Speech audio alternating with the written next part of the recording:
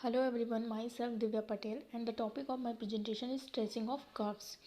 So curve का trace पता करने के लिए कुछ पॉइंट हमें पता होने चाहिए, जैसे सिमेट्री। तो किसी भी कर्व की सिमेट्री हम कैसे पता करेंगे? जैसे कि हमारे पास एक कर्व है y square is equal to 4x parabola. इसकी सिमेट्री हम कैसे पता करेंगे कि x एक्सिस के सिमेट्रिक है कि y एक्सिस के? सो अगर if all power of y in given equation are even then curve is symmetric about x axis। अगर y की पावर इवन है तो वो x एक्सिस के सिमेट्रिक है। जैसे कि y स्क्वायर, यहाँ पे y की पावर इवन है, मतलब ये x एक्सिस के अबाउट सिमेट्रिक है। Similarly, if all power of x in given equation are even then curve is symmetric about y axis। And third point, replace x by y and y by x is there is no change in given equation then curve is symmetric about y is equal to x line। Example जैसे कि circle की equation ले लें equal to A square.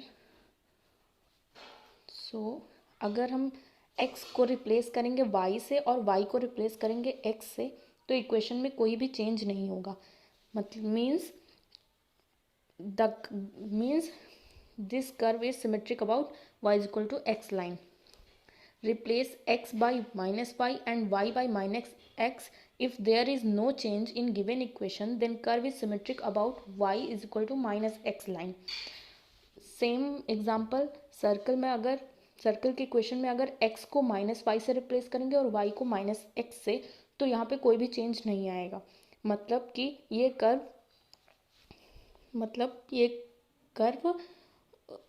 x equal to minus Y equal to minus X line के वो symmetric है। Second point है origin. To check whether curve passes through origin or not, we have to put x is equal to 0 and y is equal to 0 in given equation. If we get 0, then curve passes through origin.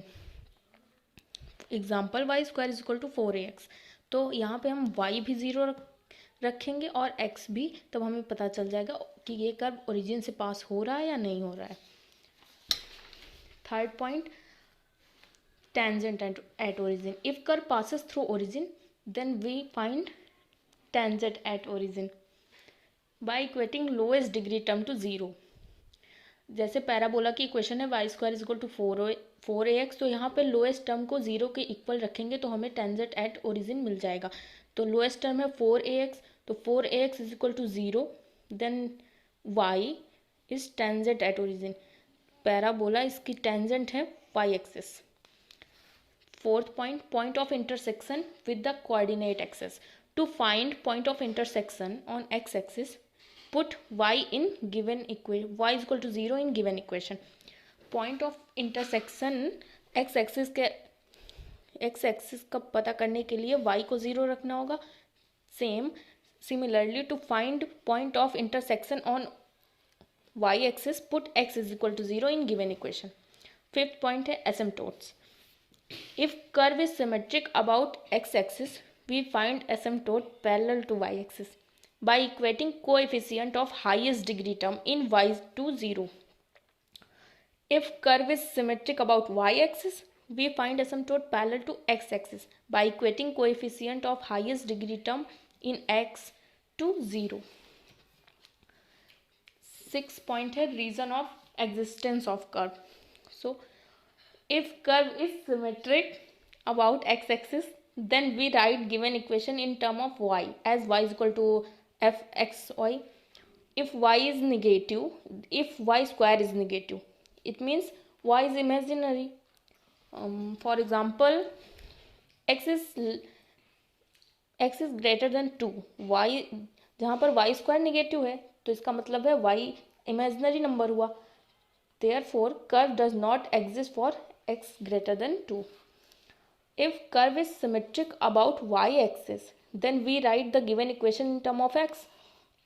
If x square is negative, it means x is imaginary।